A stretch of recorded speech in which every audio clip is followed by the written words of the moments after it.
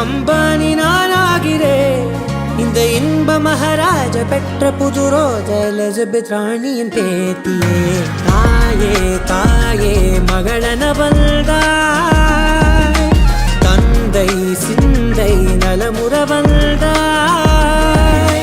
நீயே லோகம் என்று ஆனாய் பெண்ணே, என்னை ஆளும் தெய்வம் நீதான் கண்ணே. பெற்றது நானா இல்லை உன் மகனே நானம்மா.